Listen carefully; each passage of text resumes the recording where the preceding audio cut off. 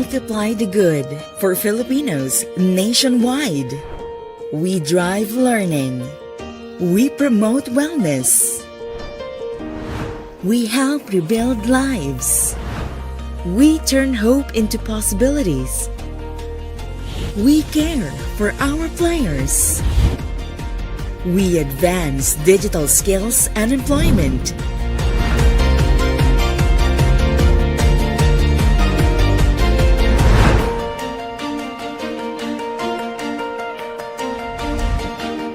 We bridge accessible healthcare to the underserved.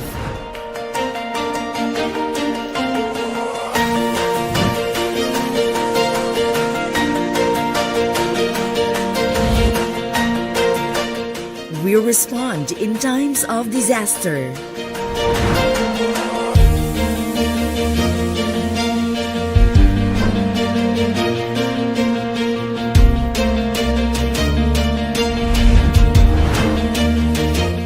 We grant wishes that bring hope and opportunities.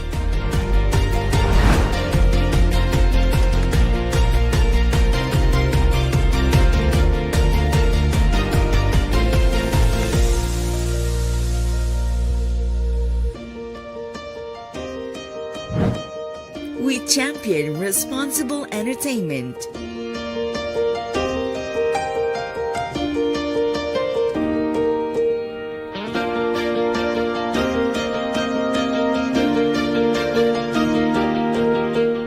With this project by Bingo Plus Foundation, it really could help a lot of students and ignite their hope to innovate, to love science, to pursue research in academic but also in their professional life. Wala na yung mga dumi galing sa tubig, malinaw. Safe na po yung tubig namin. Thank you! Kayo po ang ilaw ng aming buhay at tahanan po. Sa loob po ng 20 years nagkailaw din po kami. Maraming salamat kasi natupad yung kahilingan ko po na magkaroon ng sariling tindahan. As in, sobrang saya po namin mag-ina. I think what DigiPlus and Bingo Plus is doing is really remarkable, and I really affirm you guys for that kasi like this one is a very big step. Together, let's help Filipinos thrive and win in life.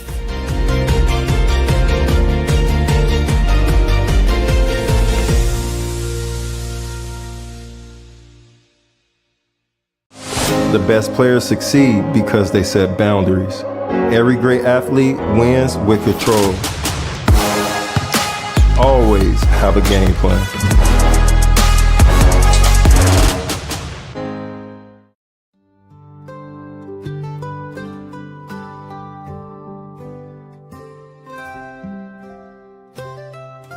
Siya si Mang Roberto Halasan, ang volunteer worker ng DRT Bulacan na nagtrending kalagitnaan ng Mayo dahil sa suot niyang DIY na paa na gawa sa bakal at kahoy. Sa unang pagkikita nila ni PCSO General Manager Mel Robles noong May 20, agad ipinag-utos na hanapan siya ng mas maayos na prosthesis. Agad namin siyang inihanap ng gagawa nito. Sa aming mga napuntahan, 3 buwan daw ang itatagal ng fabrication. Kaya lang, nabubulok na ang kahoy na paa ni Mang Roberto. Kinakalawang na rin ang bakal nito. Kaya naghanap kami na makakagawa sa mas mabilis na paraan. Dito kami napadpad sa SGG Orthocare and Medical Enterprise sa Mandaluyong City. Agad siyang sinukatan.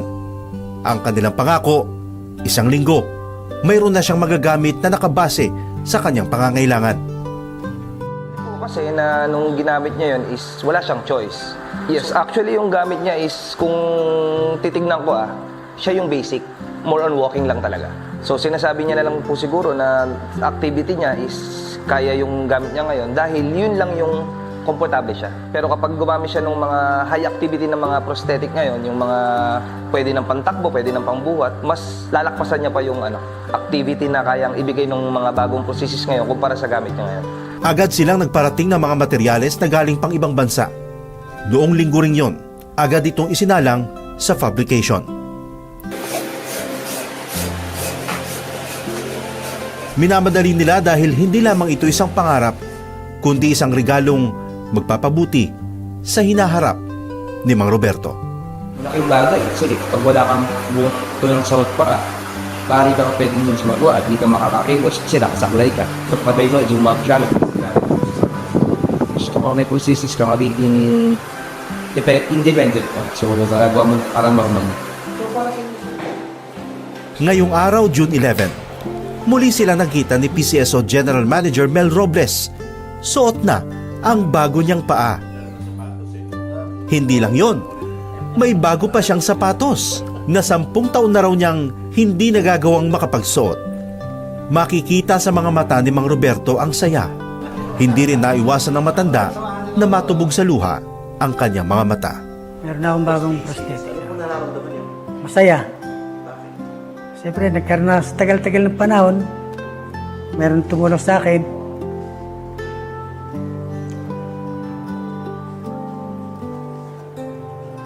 Sa loob ng 39 na taong pagiging isang PWD, makakalaya na rin siya. At sa pamamagitan ng bagong prosthesis, mas may tatuguyod na rin niya ang kanyang pamilya at muling makatatayo sa sarili niyang mga paa. Ako ay nagpapasalamat kay GM sa malaking tulong niyang binigay sa akin at sa lahat ng bumubuo ng PCSO. Ako ay nagpapasalamat kay BBM at sa bumubuo ng kanyang staff. Maraming salamat. Para sa DATV News, Benji Durango, Balitang Balita.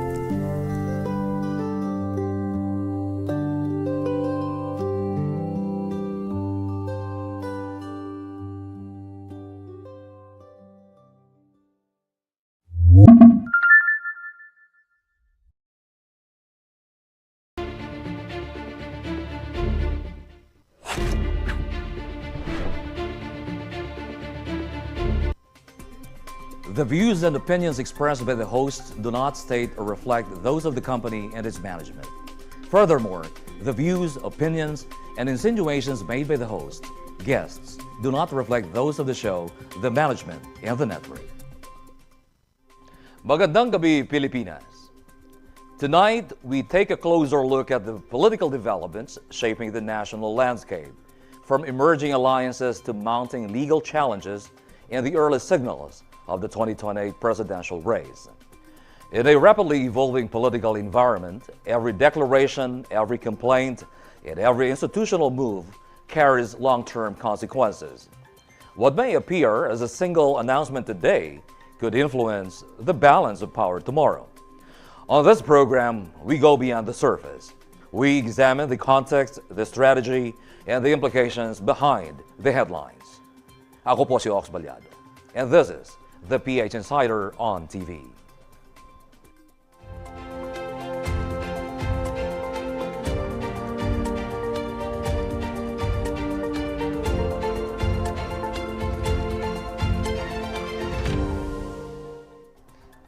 At siyempre para tulungan tayong himayin ang mga isyong politikal at mga matatalinong diskurso, veterano po sa larangan ng mga isyong politikal, matapang, diretso at matalino sa kanyang mga binibitawang pahayag at pagpapaliwanag. Academician from the University of Santo Tomas and an international relations expert, Professor or Dr. Dennis Coronacion. Here we go again, Doc. Yes, thank you very much, Sir Ox. Dito na naman tayo upang pag-usapan ang isa nagbabagang issue na kinakaharap natin bansa. Of So, course. magandang gabi po. Yes, and meron na naman akong matibay na kabalikat upang himay-himayin ang mga isyong ating pag-uusapan ngayong gabi. Bueno, nangunguna po sa mga isyong pag-uusapan ngayon o pinag-uusapan ng bayan. VP Sara Duterte tatakbo bilang Pangulo sa halalan 2028. Good luck! Ito ang naging simpleng tugon umano ni Pangulong Bongbong Marcos matapos i-anunsyo ni Vice President Sara Duterte ang kanyang planong pagtakbo bilang Pangulo sa 2028 elections. Ayon sa palasyo, nirerespeto ng Pangulo ang desisyon ng Vice Presidente at naniniwala silang makikinabang ang bansa sa bukas at demokratikong proseso. Have you spoken to the President about this development at ano pong sabi niya? Nadinig niya po. At sabi niya po ay good luck. Yun lamang po. At nadinig niya po ang mga sinabi na pinagsisisihan at humihingi ng patawaran itong sa Vice Presidente. Bago yan, sa isang press conference, inihayag ni VP Sara ang kanyang dedikasyon sa paglilingkod sa bayan at sa pagbibigay ng solusyon sa mga pangunahing issue sa bansa. Mga kababayan, ibalik natin ang tapang at malasakit para sa Diyos, sa bayan, at para sa bawat pamilyang Pilipino. Ako si Sara Duterte. Tatakbo bilang Pangulo ng Pilipinas. Shukran. And now let's unpack where power is truly being tested. Joining us is a political analyst and an academician from University of the Philippines, Professor Jean Encinas-Franco. Good evening and welcome to the PH Insider on TV, Prof. Hello. Hi, good evening, Professor. Hi. Yeah. Hi, Ox Ballado here, and of course with me is Professor Dennis Coronacion. Good evening, ma'am. Hi, Dennis. Hi. Hello. Sabi ko na, magkaibigan itong dalawang mga professor. Kusap ko. Sige, Prof. Dennis, you do the honors. Oh, yes. Yes, ma'am. We have here a set of questions that we'd like to ask you, no? First of all, we'd like to start with the timing. Kasi ginulat, actually, di ko alam kung nagulat rin kayo, no? O baka hindi na kayo nagulat. We are interested, in terms of the timing of the Vice President's announcement. So, Doc Jean, how significant is the timing of Vice President Duterte's 2028 presidential announcement amid pending impeachment complaints? Yes, I think the timing is very, very significant, given the fact that there are a lot of issues that are connected to her, specifically, for instance, the impeachment complaints, the ICC hearing of the charges on her father, and also the fact that the ICC has already recommended two of his loyal allies, as co-perpetrators.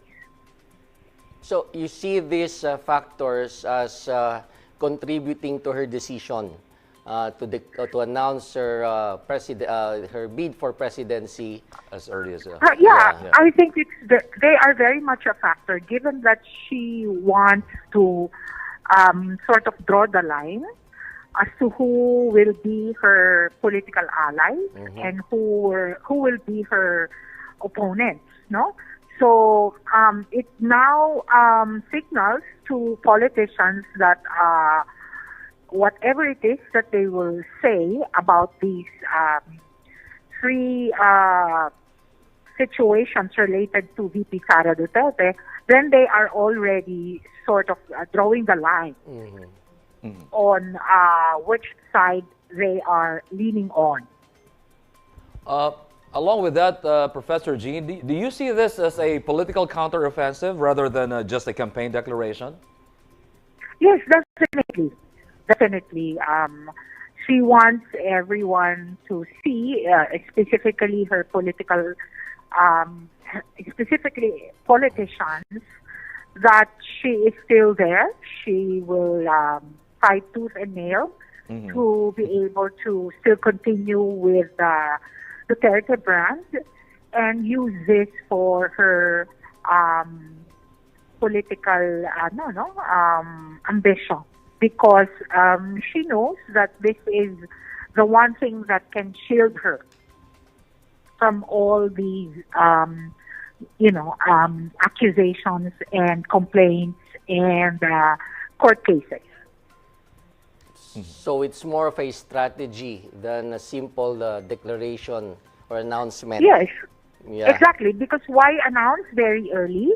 And also why, there's no need to announce very early, because I think most people are no longer surprised with the announcement.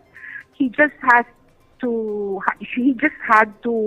announce it so that, she can still she can very well say or frame what's happening, criticisms against her, as something that's being done to sort of prevent her from winning the 2028 elections. Professor, some would find it very premature, although, as you mentioned, it's been expected from her. Pero ang sabi pa nga ba, parang napakaaga naman itong pag-announce ng kanyang kandidatura, no, sa darating na 2028 elections. Do you think this is something that will strengthen her position, or she's just putting herself into a greater risk politically?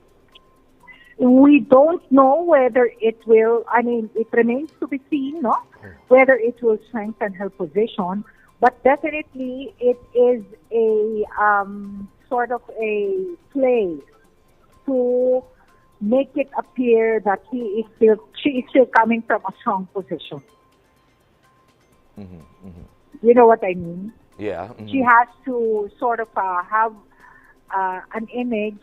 She has to portray herself as still having a strong position, despite the fact that her father is in The Hague, and despite the fact that two of her allies are being threatened to be hauled to the ICC too.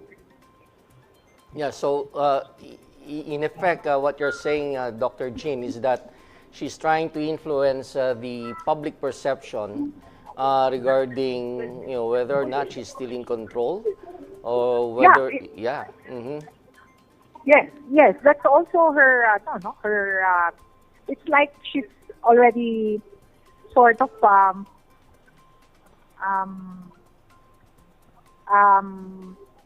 laying the groundwork for her to say that they're preventing me from being a viable candidate, or they're preventing me from winning in the 2028 elections. So all of these are just political persecution, and that she's also sort of giving a warning to the politicians that I will run, and if you want to have a future in the next administration, you better side with me. So this is her way of sending a message or signal to the members of the House of Representatives as to what they should do with their impeachment complaints. Yeah. All right. Now, okay, let's talk about the impeachment complaint. Given that there is this impeachment complaint against the Vice President again, realistically, Dr. Jean, Professor, how strong are the impeachment complaints against her now? I'm only saying that it's strong mainly because all of the things that are in the impeachment complaints, at least from those that I have seen, are part of the Quadcom hearing. So it's difficult, although some of the representatives were not yet elected in the last Congress, but most of them have seen these hearings, no? So how can they not deny, these accusations when most of them come from the investigation, series of investigations done in 2024 and in 2025. So, it's difficult for them to ignore these accusations. Okay. Well, ma'am, di ba, the common observation, the truth about the impeachment complaint is that it's always a numbers game, even if we consider the merits of the complaints. At the end of the day, it's still... Yes, it's still a numbers game. Now, how do you think this is going to affect the decisions of our congressmen? You mean the impeachment? Yes. How will it play out? Yes. Well, it will. You mean whether it's going to be? I mean, I'd be very surprised if the House of Representatives do not impeach her. It means her declaration yesterday scared them. So that's it. No, and if the Senate does not once again conduct a trial, then many people will be disappointed, of course, in the Senate. I think that's what we can expect at the very least. All right. Okay. As we talk about impeachment, let's talk about now the traction, if it gains traction.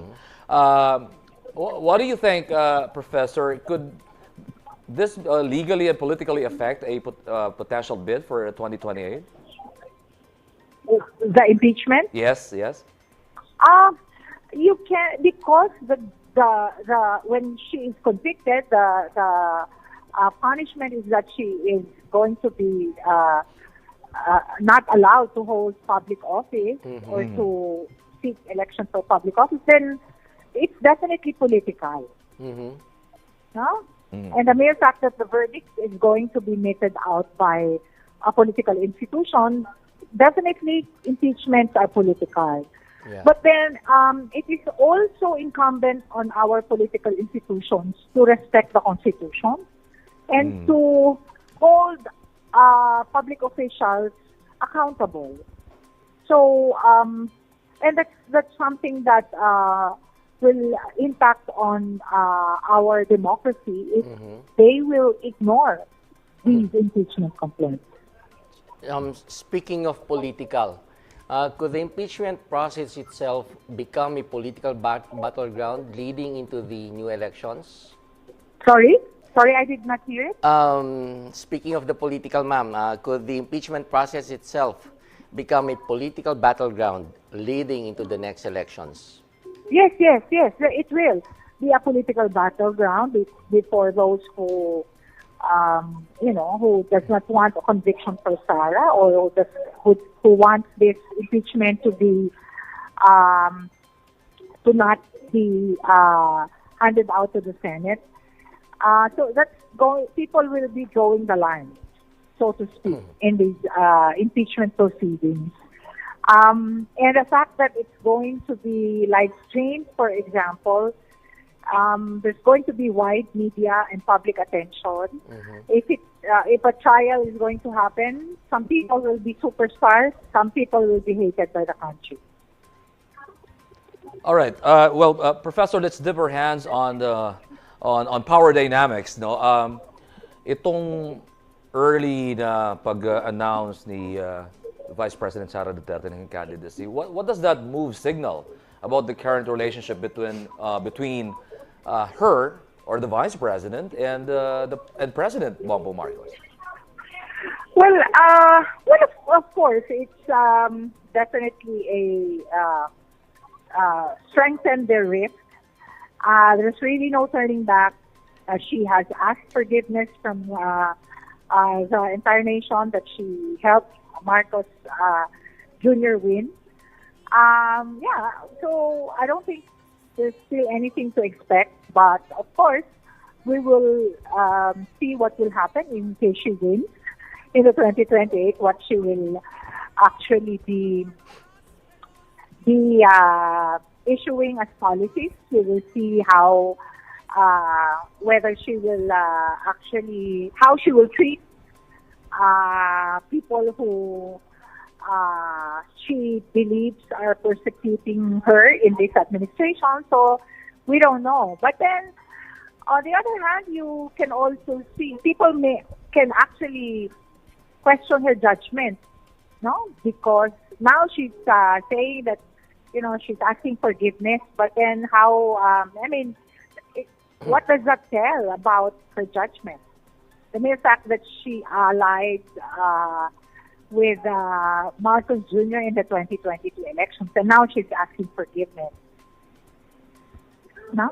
So it's some people may also question that, but she's probably confident that her political base will not in any way think that way. Yeah. Go ahead, Prof. Yeah. Where does the real battle lie? Is it inside Congress, or within political coalitions, or in public opinion? Well, I think her announcement yesterday was more for politicians than for the general public. All right. Okay. After her announcement, the palace responded actually, and with a brief, it's a very brief reply. I mean, response. No, they said good luck, while pointing out that both sides benefited from their alliance under the uniteam tandem. What does the statement really signal? What do you think, Prof? Well, I guess that's it can be interpreted as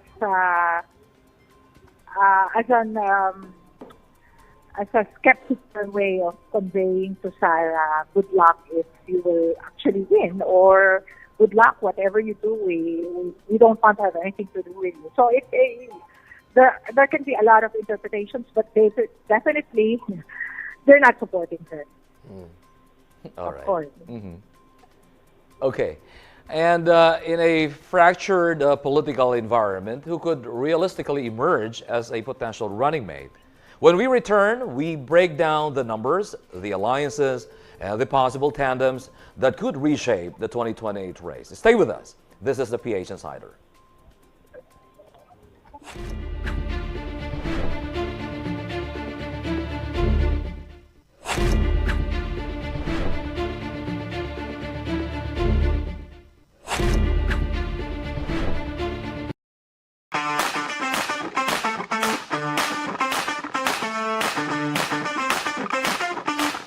Hi guys! Para sa mga bagong aspiring Lotto Millionaire, ito ang video na schedule ng Lotto.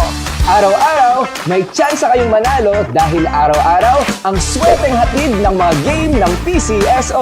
From Monday to Sunday, 2D Lotto and 3D Lotto, 3 times a day magpapapremyo.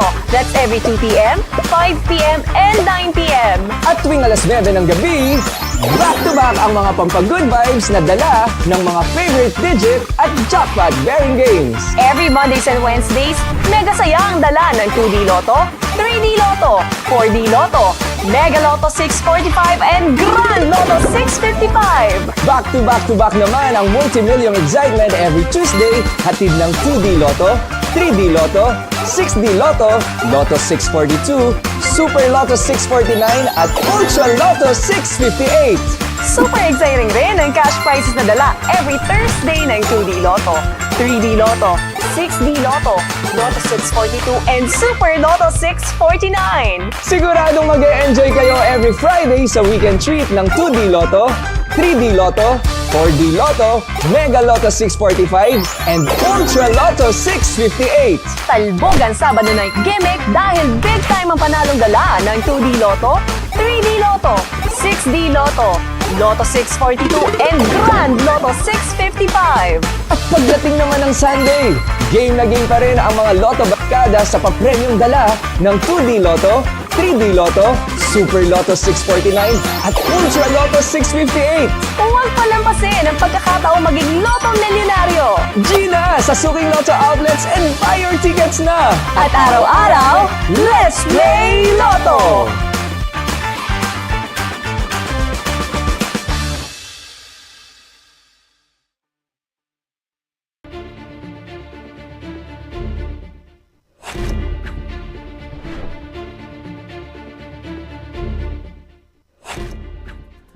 Welcome back to the PH Insider, and still with us in our discussion tonight is Dr. Jean Franco from the UP Poli-Sci or Political Science Department.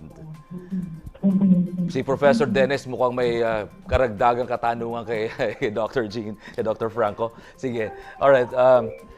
Doc Jean, from a campaign strategy standpoint, what is the advantage of declaring a presidential run this early? From a campaign standpoint, of course, you can already ask for donations from your supporters. That's one. Secondly, as I've said earlier, you can already be expecting some politicians to already more explicitly show your support for you. No, either inviting you to speak in their areas or saying something that would be supportive of your agenda and your candidacy.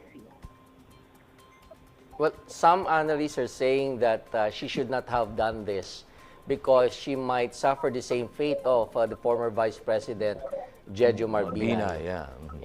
Yeah. There are examples in the past who have very early on Announcements. announced their candidacy, but were met with a lot of investigations, corruption allegations. But then, probably she thinks that there's nothing to lose since it has been 2 years since all these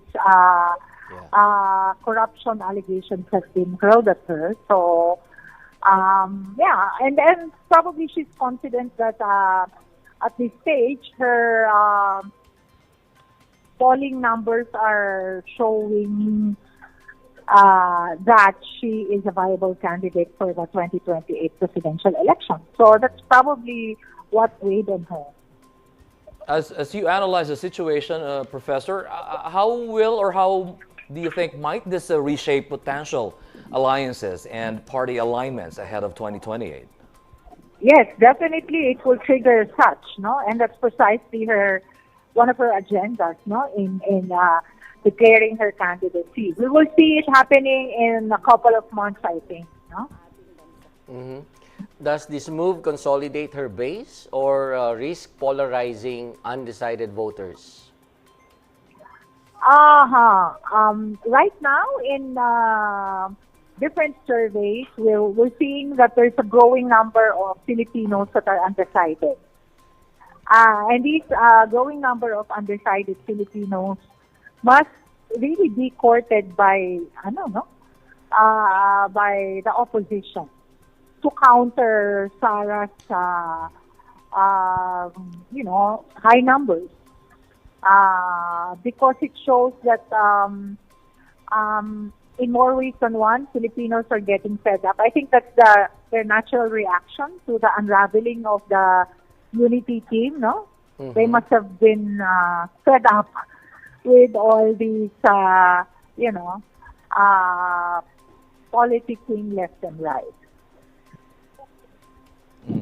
As this early announcement was made by the Vice President, subsequently, of course, the search for a tandem. They will definitely look for a tandem. The question now is, who could potentially run alongside with Vice President Sara Duterte in the 2028 national elections? That I don't know, but she will definitely be asking someone who will help her maintain her numbers. So he or she might probably be from Luzon. From Luzon. Wala ka po bang, on top of your head, Dr. Franco, wala ka po bang pangalan dyan na naisip sa ngayon? Well, of course, a name is being floated, but it's difficult to speculate. But then, I'm pretty sure they are already eyeing some politicians at this point. Yeah, I think, ma'am, the name that is being floated, if I'm not mistaken, by Senator Robin Padilla is Senator Amy Marcos. So she hails from Luzon, and according to some strategists, Vice President Sara Duterte will be needing the votes from the north. Do you think that Senator Amy Marcos, should she be chosen as the running mate of the Vice President, do you think she can deliver the votes of the north? I don't know, but she did not explicitly say that she will be the running mate. But they have to probably wait very carefully, mainly because we have not seen a same-sex tandem before. Oh, yes. Yeah. In the past. Remember? So it's, I don't know if they have actually tested this scientifically in terms of FGDs or surveys. Yeah. To even think that they can be a tandem in the 2028 elections. Well, a myriad, or a lot of factors will shape that decision. Regional balance, political machinery, exactly. Party alignment, and of course the public trust ratings. Well, Yeah, what do you guys think? Will she choose a running mate from, well, of course, you mentioned from Luzon, to balance her Mindanao base? Could she align with a seasoned legislator to strengthen institutional support? Or might she opt for a younger, reform-oriented figure to broaden her appeal beyond her traditional base? Yeah, but then I'm not sure if there is a reform-oriented candidate who's going to, to have to be encouraged to join her in the team. Oh, itong next question, maganda to, Professor Dennis, siguro, yung analysis nyo ng bilang political analyst, no? Yeah. Doc Jean, will she seek reconciliation with former allies or build an entirely new coalition? Okay.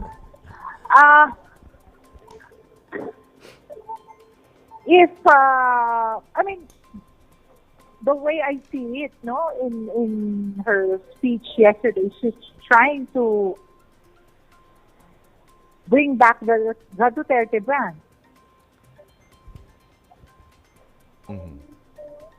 Hello? Yes. Okay. Yeah, she's trying to bring back the Duterte brand. So I'm not sure whether she's going to have a new coalition. But unless that coalition is going to be combining forces with an entirely new set of political actors who are not associated with the Duterte. You know what I mean? Yeah. We're thinking of the political party of her father, PDP Laban.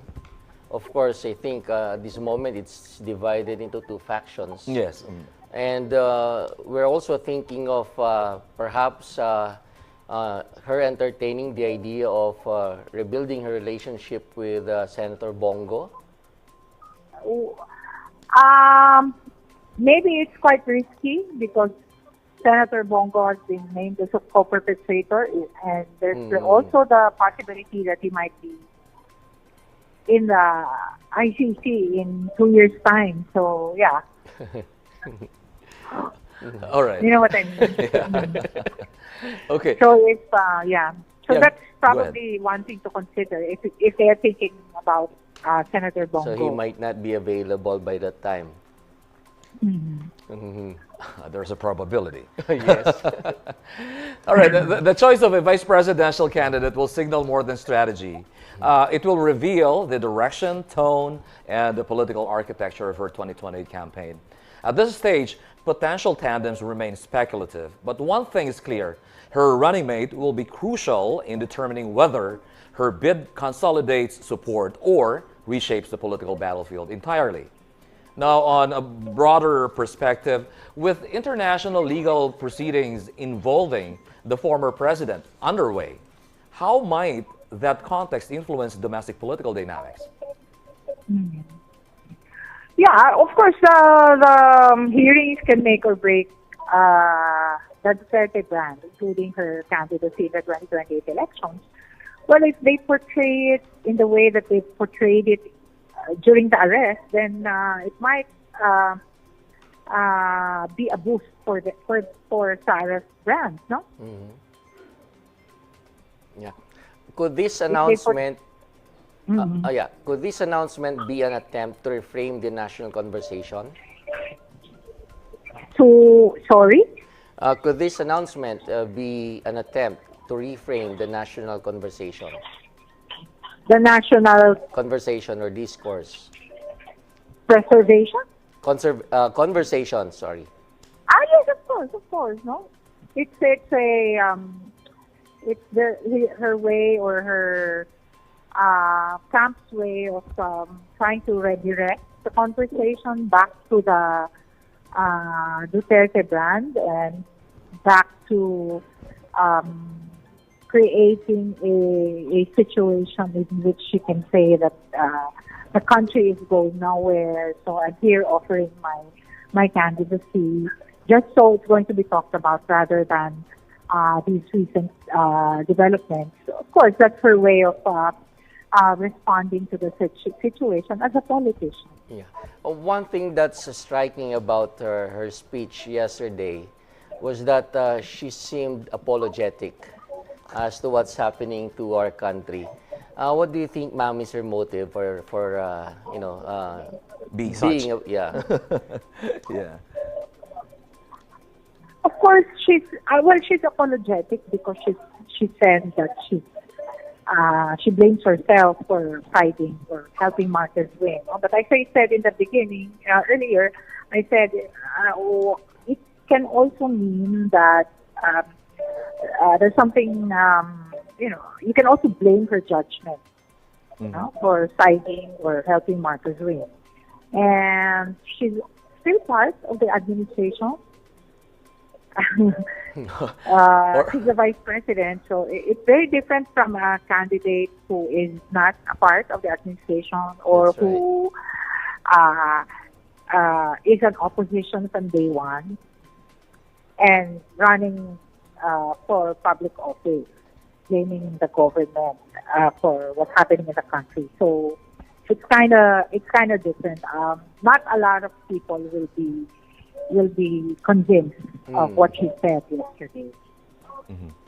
Or do you guys think is that some sort of statement, or she was just trying to imply that, hey, I feel so sorry for making it happen for the president, and yet this is what's going on now, and I was really part of this victory. In fact, it was me who brought him to the presidency. Yeah, taking the credit. Yeah, of course, she said that, and to her political base, that's probably going to be effective. But to the people who do not support her, I don't think it will. It has gained her any supporter.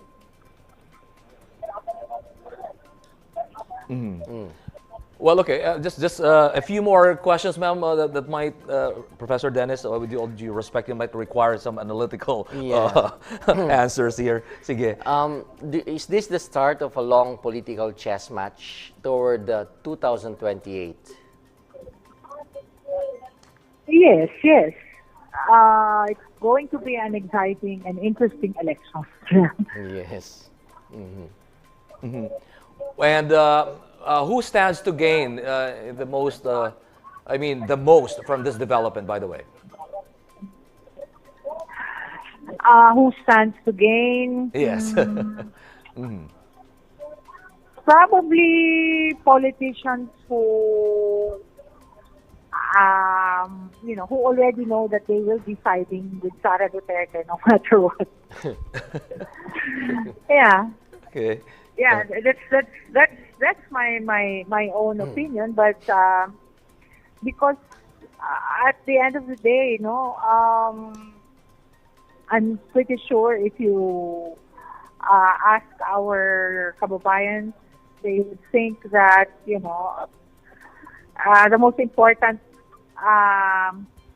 thing to do right now is to really address all the problems that the country has, and politicians and people who've been elected into public offices must do everything to address urgent issues such as unemployment and providing a better livelihood for Filipinos. But the only people who will stand to gain from yesterday's declaration would be politicians who already know which side they're going to take, no? So if this is a high-stakes gamble, what are the possible winning and losing scenarios? What are the possible winning and losing scenarios? Winning and losing scenarios. Well, of course, if Sara Duterte's numbers would not be maintained, then the politicians who are loyal to her will definitely be at the losing end too, no? But this can be a winning, streak for the opposition if this early announcement would would mobilize them to sort of energize their base and select who among them would really be viable candidates against Sara Duterte.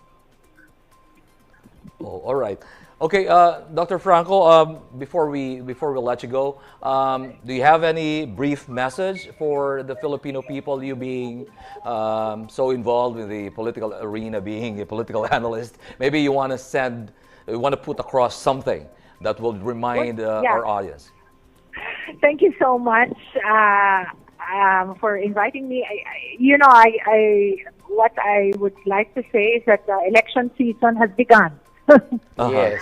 And like what I said in the 2022 elections, good luck na lang sa Pilipinas once again, because we are in for a lot of surprises and a lot of interesting developments in the next 2 years. Yeah. Let's hope for the best, that this country will move forward despite all these developments. Thank you. All right. Well, we appreciate your time, ma'am. It's truly an honor to have you on the show. Thank you very much. Thank you very much. Thank you. Thank you, Rin, Dennis, and thank you, Kenneth. Bye-bye. Bye. Bye. Okay. All right. Maraming salamat, Dr. Jean Franco from the University of the Philippines Political Science Department. Professor Dennis, sige, eto tayo naman. Gusto ko yung mga pananaw mo naman dito sa pinag-uusapang ito. Actually, ang dami natin napulot doon sa sinabing mga insights ni Doc Jean Franco. No? Very comprehensive yung kanyang analysis and point by point. Yes. So, I agree with her that it was not really surprising at all, because I think part of the trajectory of her political career is that the Vice President is going to run as President this 2028 elections. It's just a matter as to when will she announce it, or when. That's what surprised us. Yes. Kasi tama nga si Doc Jean, sabi niya maagang nagumpisa ang elections. By declaring early on her intention to run as president, the Vice President has moved the election season to a much earlier date. That's correct. Well, in fact, ako ang pananaw ko nga dyan from the time that they won, and nung nag-umpisa yung mga controversies involving the President and the Vice President, parang feeling ko doon pa lang may desisyon na.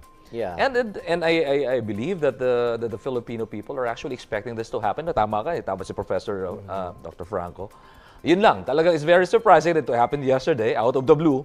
Biglang bam, ayan na. That's yung right. Announcement. Pero let's not think that this announcement was just a simple announcement or spontaneous. Precisely. No, kasi obviously this is a calculated move on the part of the Vice President. And tama yung pinoint out ni Doc Jean Franco when she said na, well, there are challenges that the Vice President has been confronting. Nandiyan na nga yung ICC pre-trial, scheduled pre-trial nung kanyang ama, si former President Duterte. Andyan rin yung looming impeachment laban sa Vice President. At nandyan rin yung pwedeng arestuhin yung kanyang mga kaalyado sa Senado. So, all these are factors that she had to consider, I think, in her declaration of her intention to run as president. Well, actually, I agree when you said it's a calculated move, no? Well, I believe also na prior to her making this decision of ultimately announcing to the public her intent to run for president in 2028, of course, it all went through a very, contemplations and a deeper, what's called this, maybe pag-aaral as to the intricacies and ramifications of pronouncing or making such a manifestation that early. Kasi let's admit it, what she did was a big gamble. She's risking her political career by early on declaring that she would run. Considering that there are already precedents as to Yes. as to how risky it is to announce to make a very early announcement of your bid. That's right. For an upcoming elections, it's like on the 2020. Yes, and I think a case in point was what happened to the former Vice President, Jejo Marbinay, yes. Who early on declared his intention to run as president. And come, I think, election day, his popularity had really plummeted. Because of the so many corruption cases filed against him. Pero kung may nakikita ako rito magandang angulo niya eh. Ano kaya? Diba? Tulad yan. She announced her candidacy this early, pero yung mensahe na sinasabi niya, medyo very apologetic nga naman siya. Na bakit nga naman naging bahagi pa siya sa pagkapanalo. Parang gano'n eh. Parang naging contributory patuloy yung kanyang tulong sa victory nila noong previous election. Doon sa naging sitwasyon niya yun kasi, parang impliedly ang sinasabi doon, I was part of making it happen for the president. Bongbong Marcos is there because of me. Parang, let's face it, there's something, na may ganung klaseng mensahe. That's right. Interesting yan, yung silip nyo na yan. Kasi, totoo niyan, I think, very familiar dito yung mga PR practitioners. Oo, na if something's wrong or in a crisis situation, yung leader, kapag hindi niya naayos yung kanyang ginagawa, eventually will apologize. So, he or she will express his or her regret doon sa scenario, doon sa sitwasyon na masama yung crisis situation. And then, of course, after the regret, mayroon namang recompense. Mga ngako na ayusin niya. And I think in some occasions... Parang this time, in order for me to redeem my soul. Redemption. You give me the chance, the opportunity, and the privilege, to be your president. That's right. So, well, let's see if it's going to work out. Kasi tama nga si Doc Jean, parang dalawang audience niya eh. Yung mga politiko, yung mga nasa kongreso, tsaka yung mga iba pang politiko, at tsaka yung Filipino public. Yes. Nakipag-usap siya eh. Sorry nadala ko kayo sa ganitong sitwasyon, masama. Hayaan nyo, ayusin ko yan. Yan.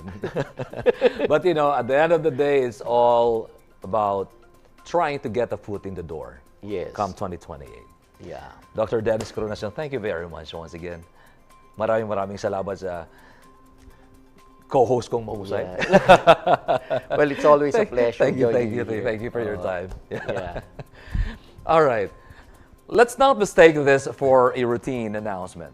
Declaring a presidential bid this early and under the shadow of impeachment is a calculated power move. It's a challenge to rivals, a test of alliances, and a gamble on public support. The collapse of a former political tandem now sets the stage for a high-stakes showdown. Congress becomes the arena. Public opinion becomes the battleground. This is no longer just about 2028. It's about who controls the narrative and who survives the long game. The race has begun. Magandang gabi, ako po si Ox Ballado with a veteran political analyst, Dr. Dennis Coronacion. Magandang gabi po. Salamat muli. Hanggang sa muli po nating paghihimay-himay ng mga balitang may pakialam ka. This is the program where we cut through the noise, confront the gaps, and demand the answers the nation deserves.